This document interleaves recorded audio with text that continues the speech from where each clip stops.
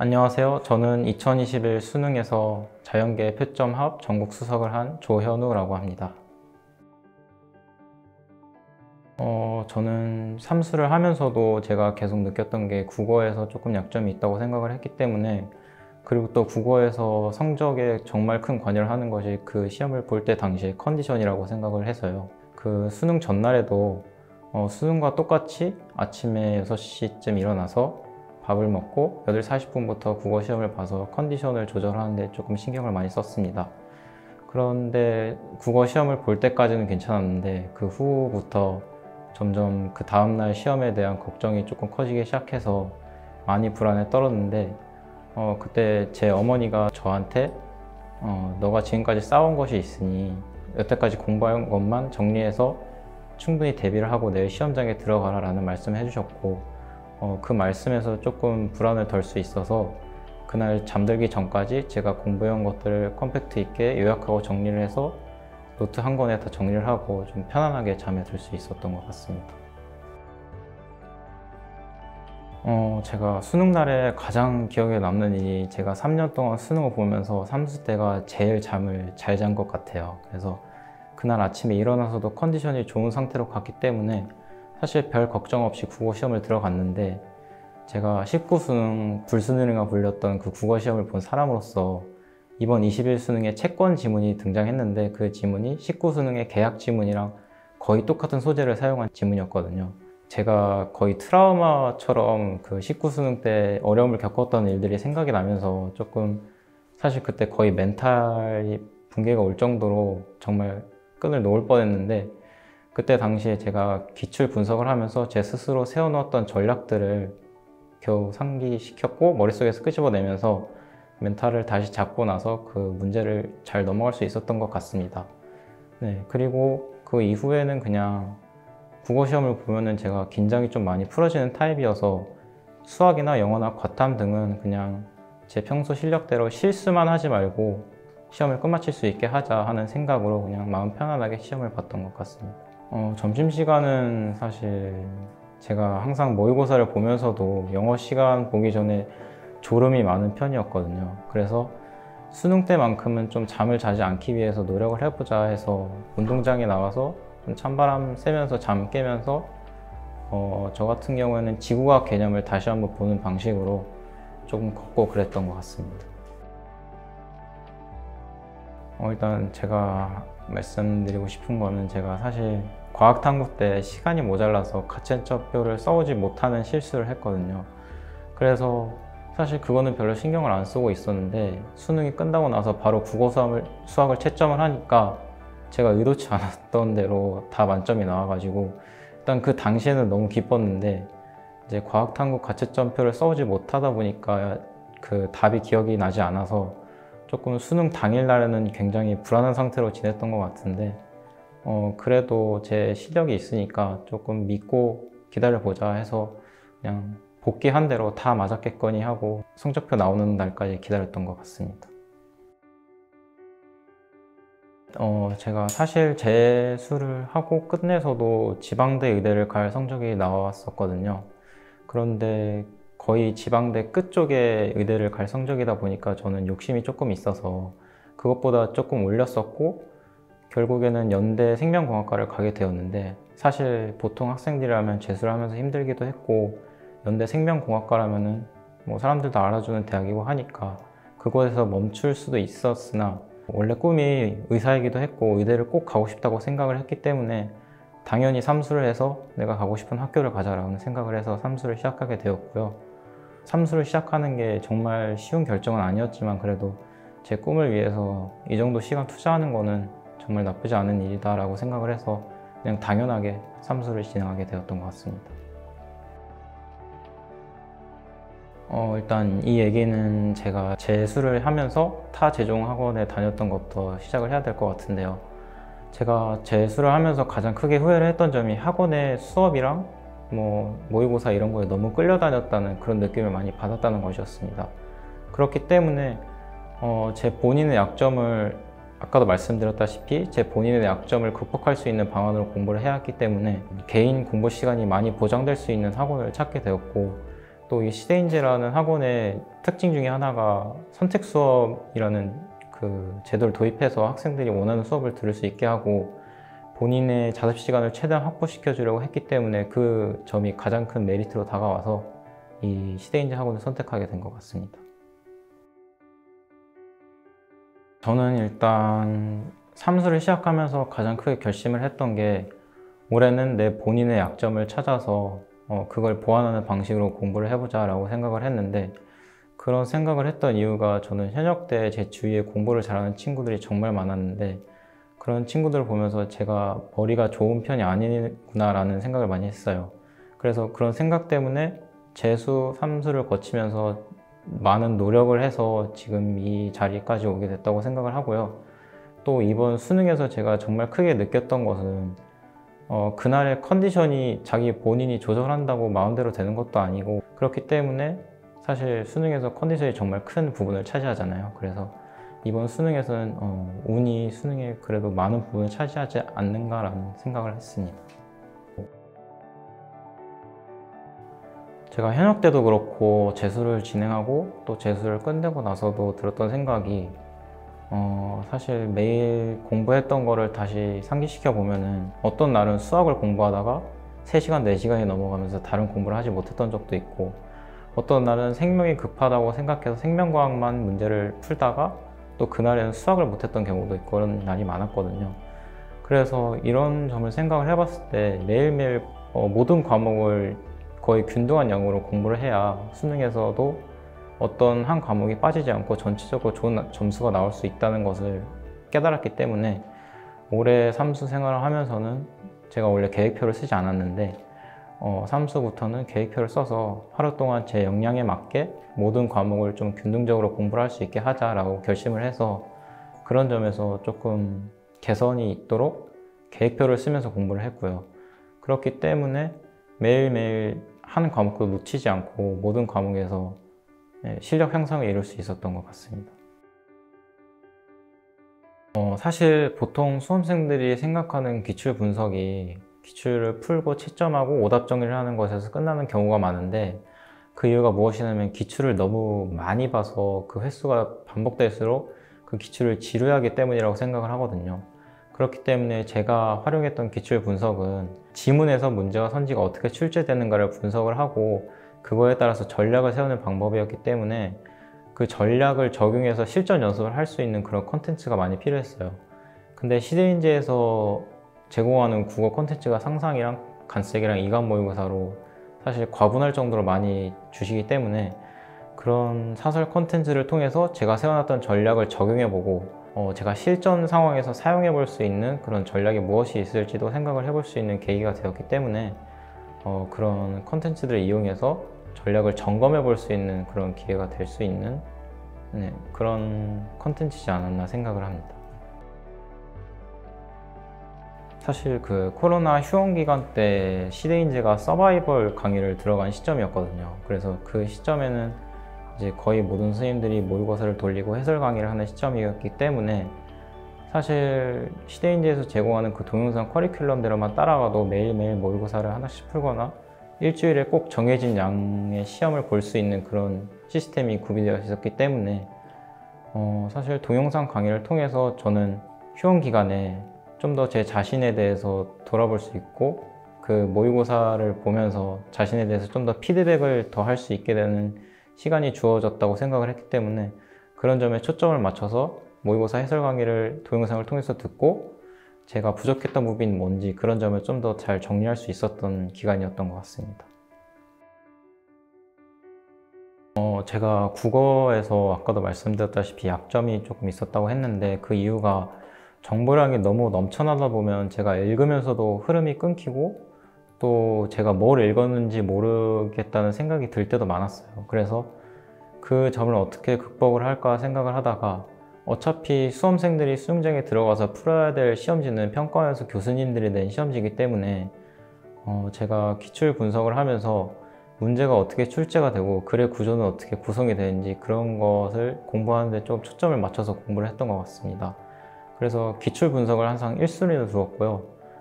수능 한 주 전까지도 그 해 나왔던 6월, 9월 모의평가에서 거의 문단 단위, 문장 단위로 비문학 지문을 분석을 하면서 어떤 부분에서 평가원의 교수님들이 주로 선지를 출제를 하는지, 문제를 어떻게 구성을 해서 학생들에게 어떤 능력을 원하는지 그런 것들을 중점으로 분석을 하면서 공부를 했던 것 같습니다. 그래서 이 점이 저에게 가장 큰 도움이 된 국어 공부법이었던 게, 그런 점들을 반복 학습하다 보니까 거의 수능에 가까워서는 지문을 읽으면서 이 부분에서는 어떤 문제가 출제가 되겠고 이 문장은 반드시 선지로 내겠구나, 그런 생각을 할 수 있게 되면서 좀 더 여유롭게 지문을 읽고 또 여유롭게 문제 접근을 해서 바로바로 답을 낼 수 있게끔, 그 정도까지 수준에 올 수 있게 된 것 같고요. 또 두 번째 방법으로는 제가 정말 중요하게 생각하다고 하는 게 실전 연습이거든요. 사실 집이나 독서실에서 국어 지문을 대할 때와 수능 시험장에서 국어 지문을 대할 때 상황이 정말 많이 달라요. 수능 시험장에서는 긴장을 많이 하고 또 환경이 다르기 때문에 정말 뇌가 굳어진 상태에서 지문을 읽기 때문에 원래 수월하게 보이던 문장이 잘 안 읽히기도 하고 문제에서 막히는 경우도 많이 발생해요. 근데 그렇기 때문에 평소에 사설 모의고사를 시간을 재고 제한된 시간 내에서 극한의 상황까지 자기 자신을 몰아붙여서 풀고 그 시행착오를 거치면서 자기 스스로 막혔을 때 전략을 세워서 그 전략을 시험장에서 활용할 수 있도록 충분히 연습이 필요하다고 생각을 했고, 저 또한 그런 방법을 활용해서 했기 때문에 국어 시험장에서 막혔을 때 좀 유연하게 대처할 수 있었던 것 같습니다. 정말 제 지극히 주관적인 생각으로는 미적분을 제외한 확통이나 수원, 수투 같은 경우에는 정말 매일매일 반복적인 학습만으로도 충분히 커버가 된다고 생각을 하거든요. 사실 수능 시험장에서 수학 시험지를 대할 때 가장 큰 문제가 되는 게 미적분에서 처음 보는 낯선 문제가 나왔을 때 어떻게 그 문제에 대처를 하냐는 것인데, 저는 그 어려움을 해결하기 위해서 먼저 평가원 시험지에 나와 있는 미적분 문제들 한 대 모으고 또 그 문제에 적용되어 있는 개념이나 문제의 어떤 조건을 보았을 때 어떤 사고 과정을 해야 되는지를 다 뽑아내서 노트에 따로 정리해 놓고 그걸 외우는 것에서 수학 공부를 시작했습니다. 그리고 나서 시대인지에 들어와서 매주 서바이벌 모의고사를 응시하면서 그 서바이벌 모의고사에도 나와 있는 미적분 문제들을 따로 뽑았고, 또 그 문제에 나와 있는 발상적 아이디어 같은 것도 포함해서 제가 평가원 시험지에서 보았던 그 기본적인 개념들도 같이 뽑아내서 따로 노트에 정리해서 원리나 개념들을 외우는 방식으로 공부를 했고, 그 덕에 20일 수능 미적분에서 킬러 문제도 손쉽게 해결할 수 있었던 것 같습니다. 저는 일단 생명과학 1, 지구과학 1을 선택을 했고, 생명과학 1 같은 경우에는 정말 3년 동안 공부를 하면서 느꼈던 게 거의 빈칸 채우기랑 똑같은 시험지라고 생각을 했거든요. 왜냐하면 주어진 조건에서 주어지지 않은 조건을 추론하고 그 과정에서 답을 이끌어내는 그런 사고 과정이 필요한 시험지이기 때문에 저는 먼저 똑같이 기출문제를 먼저 분석을 했고, 사실 평가원이 내는 생명과학 시험지는 거의 어떤 조건에서 어떤 사고 과정을 요구하는 게 거의 정해져 있거든요. 예를 들면은 DNA 상대량에서 1과 2가 동시에 등장할 때는 이건 이해인 세포라는 그런 기본적인 것조차도 어쩌지 보면은 킬러 문제에서 굉장히 중요한 요소로 작용할 수 있기 때문에 제가 평가원 시험지에서 자주 보았던 그런 개념이나 원리들도 수학이랑 똑같이 따로 뽑아내서 노트에 정리해서 외웠고요. 또 그 외운 것들을 기반으로 시대인지에서 제공하는 서바이벌 모의고사를 매주 보기 때문에 그런 제가 뽑아낸 원리들을 적용해보고 실제로 어려운 문제들에서 막히는 그런 시행착오도 겪으면서 원리를 체화하는 방향으로 공부를 했던 것 같습니다. 일단 제가 생각하는 지구과학 1 공부법의 가장 핵심적인 두 가지가 기본 개념을 단단하게 다진다는 것과 자료 해석 능력을 기른다는 것입니다. 왜냐하면은 제가 올해 삼수를 하면서 느꼈던 게 그 초반 3월, 4월에 정말 지구과학 기본 개념을 단단하게 다져 놓았거든요. 근데 그 단단하게 다져 놓았던 기본 개념이 수능 때까지도 이어지는 것을 보면서 기본 개념을 정말 사소한 것이라도 빠짐없이 다 외워 놓아야 시험에서도 확실하게 사용할 수 있고 또 그걸 응용할 수 있겠구나 라는 생각을 했기 때문에 기본 개념이 가장 중요한 부분이라는 것이라는 느낌을 받았습니다. 제가 기본 개념을 공부한 방법은요, 일단 EBS 연계 교재인 수능 특강 수능 완성은 정말 하나도 빠짐없이 싹 다 외우려고 노력을 했고요. 실제로도 6월 모의평가에서 수능 특강의 구석에 나와 있는 날개 문제에서 한 문제가 출제가 됐기 때문에 그 부분에서 정말 기본 개념이 중요하다는 것을 확실하게 느낄 수 있었습니다. 그리고 또 올해는 아니지만 작년 지구과학 시험에서 제가 느꼈던 것이 두 문제가 교과서의 지엽적인 부분에서 출제가 됐었거든요. 근데 올해는 개정교육과정 초반이다 보니까 그렇게 지엽적인 문제는 나오지 않았는데 아마 시간이 지나면서 지엽적인 문제가 출제가 되지 않을까 생각을 하기 때문에 교과서도 한두 번쯤은 읽는 것이 중요하지 않을까 생각을 합니다. 두 번째로는 자료 해석 능력을 기르는 것이 중요하다고 생각을 하는데 작년 지구과학 시험을 예로 들어보면은 자료 해석 능력을 학생에게 요구하는 문제가 한 4문제인가 출제가 됐었어요. 그런데 그 지구과학 시험의 1등 컷이 41점인 것을 보면은 학생들이 자료 해석 능력이 얼마나 어렵게 느껴지는지를 알 수가 있겠죠. 그렇기 때문에 자료 해석 능력이 정말 학생들에게 만점을 받기 위해서는 반드시 필요한 능력이라고 생각을 하고 저는 이 능력을 기르기 위해서 기출 분석에서 시작을 했어요.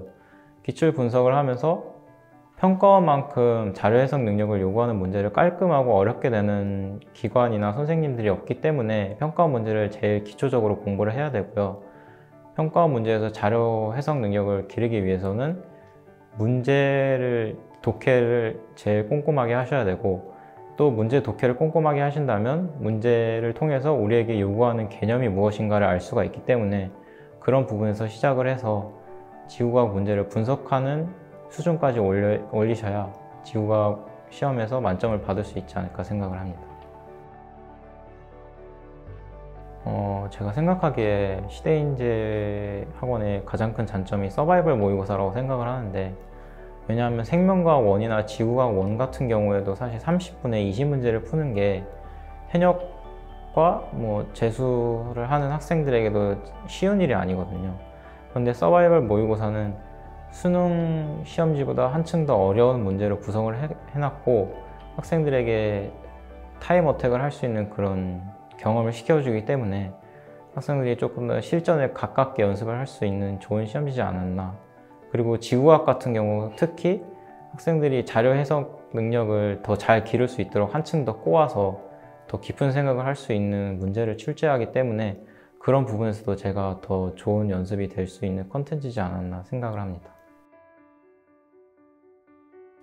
저는 두 분 말씀드리고 싶은데 첫 번째 분은 김현우 선생님이시고 그 이유는 사실 학습적인 측면에서는 정말 시대인재 모든 선생님들이 저에게 큰 도움이 됐다고 생각을 해요.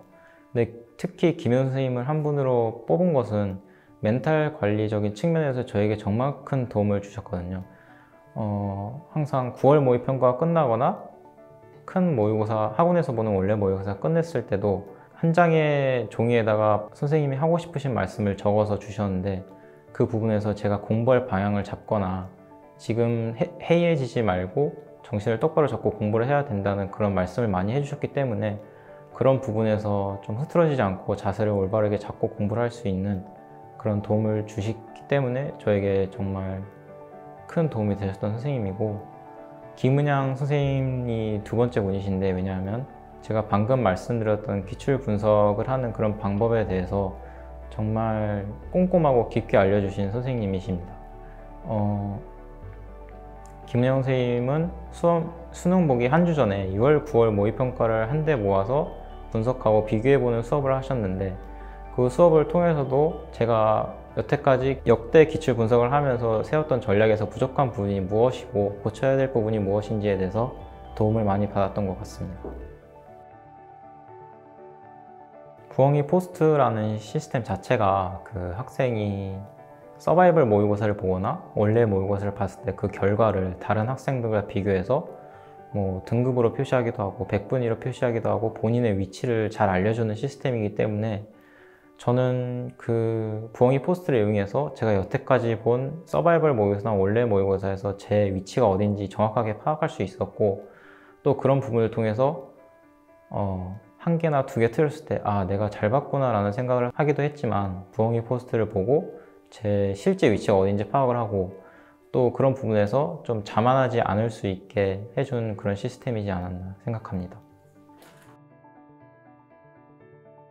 일단 시대인재 빌보드는 수능 10주년에 보는 파이널 모의고사나 원래 모의고사에서 상위 30% 아이들을 성적대로 이렇게 표로 만들어서 올려놓는 그런 시스템인데, 저는 그 빌보드를 통해서 제 위치가 어딘지 정확하게 파악할 수 있었고, 사실 실제로 보신 분들은 아시겠지만 정말 시대인재 아이들의 수준이 얼마나 높은지 그걸 절실하게 깨달을 수 있는 그런 기회였거든요.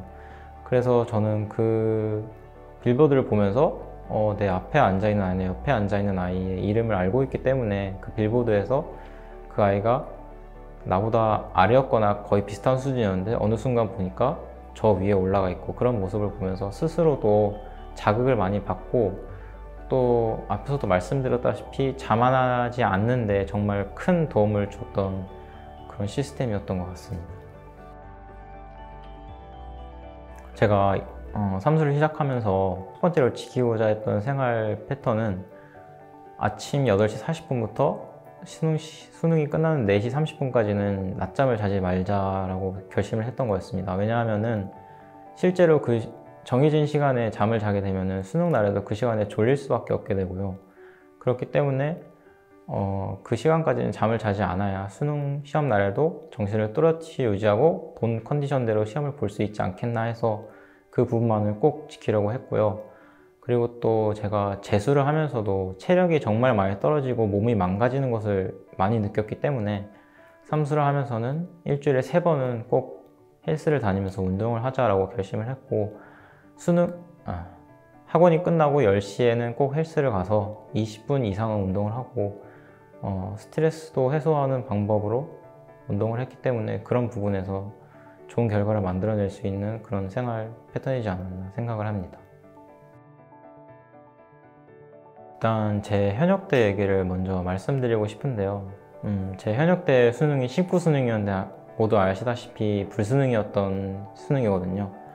그래서 제가 그 수능을 볼 때 국어 시간 때부터 멘탈이 나가서 거의 그 수능은 어떻게 봤는지도 모를 정도로 상당히 못 본 시험지였던 것 같아요. 근데 그 수능을 보고 나서 집에 와서 부모님이랑 얘기를 하고 재수를 결심하기까지 정말 저에게는 정말 힘든 시간이었거든요. 근데 그 시간이 왜 힘들었냐면, 아시다시피 주위의 친구들이 대학을 합격하는 친구들도 있고 또 정말 좋은 대학을 가는 친구들도 있는데, 자꾸 그 친구들과 자기 자신을 비교하면서 본인을 깎아내리게 되는, 정말 그러고 싶지 않아도 그럴 수밖에 없는 그런 상황에 놓여지게 돼요.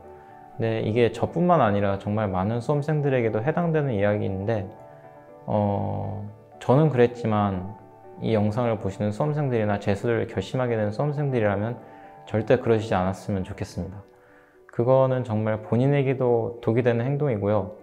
그걸 지켜보시는 부모님에게도 정말 많은 해가 될 거예요. 그렇기 때문에 본인을 깎아내리지 말고 차라리 재수를 하면은 본인이 희망했던 대학교보다 더 높은 대학을 갈 수 있는 자신에게 주어진 좋은 기회라고 생각을 하시고, 긍정적인 마인드를 가지고 우울해하지 마시고 조금 좋은 기회라고 반드시 생각을 하시고 대하시면 좋을 것 같고요. 수험생에게 찾아오는 두 번째 얘기가, 재수를 하면서 처음에는 열정을 가지고 굉장히 열심히 공부를 하게 되는데, 저는 어느 순간에 제 주위에 있는 시대인재 학생분들과 저의 공부량을 비교를 하면서 나는 왜 저 친구만큼 공부를 열심히 하지 못했지? 그런 생각을 하게 되는 때가 반드시 오게 돼 있어요.